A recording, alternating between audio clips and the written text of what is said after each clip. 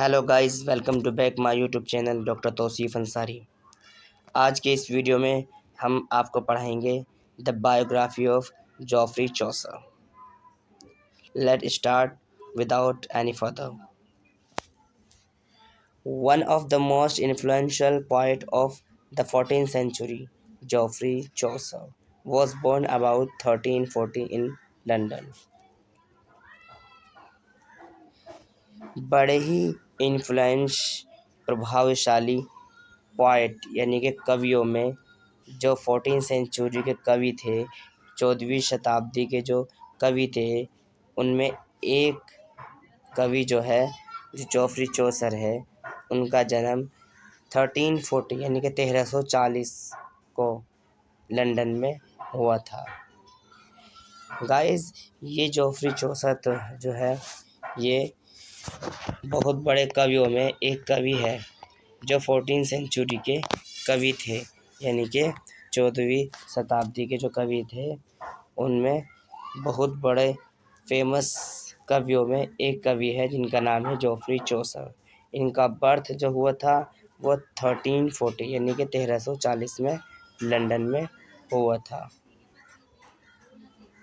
इसके बाद ही was the son of a London winter John Chaucer. ये जो बेटे थे, ये जो लड़के थे या इनके अब्बू का जो नाम था वो था जॉन चौसर, जो कि लंदन में विंटर में रहा करते थे।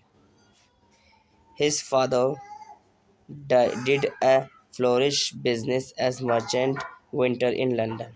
इनके फादर का एक बिजनेस था मर्चेंट का एक बिजनेस था इनका, जो कि फ्लोरिश था, लंदन के अंदर ही था।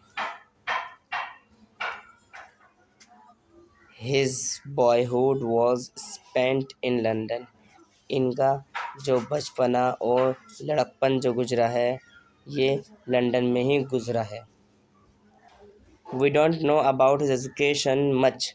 हम इनके ज़्यादा एजुकेशन यानी कि हायर एजुकेशन के बारे में तो कुछ नहीं जानते, बट लेकिन it is clear from varied scholarship.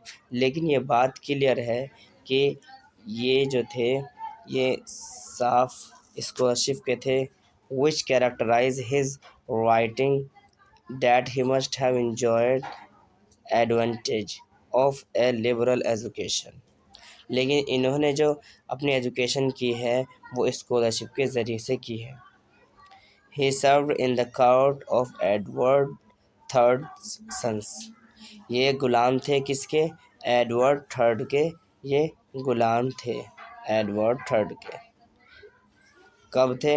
Lionel at the age of 17। जब ये 17 साल की उम्र में थे तो ये गुलाम हो गए थे एडवर्ड थर्ड के।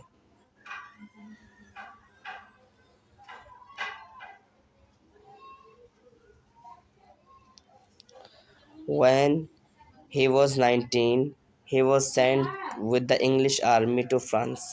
और जब ये 19 यानी कि 19 साल के हुए तो इनको भेज दिया गया कहाँ पर? English army to France. France में इंग्लिश आर्मी के लिए इनको भेज दिया गया। He worked as a soldier and gained a lot of experience of a soldier's life। Soldiers की लाइफ को जीते जीते इन्होंने बहुत सारा एक्सपीरियंस किया है और वहीं पर इन्होंने एज ए सोल्जर काम किया है, बहुत ही वर्क हार्ड किया है इन्होंने वहाँ पर। He faced many military encounters, and in one of such encounters he was taken a war prisoner by the French army, and he remained a captive in France until March 1360। इन्होंने वहाँ पर रह करके मिलिट्री के अंदर encounters भी किए हैं बहुत सारे, और वहीं पर इन्होंने जो है 1360 में मार्च में यानी कि 1360 मार्च को वहीं पर इनको कैप्टन भी बना दिया गया।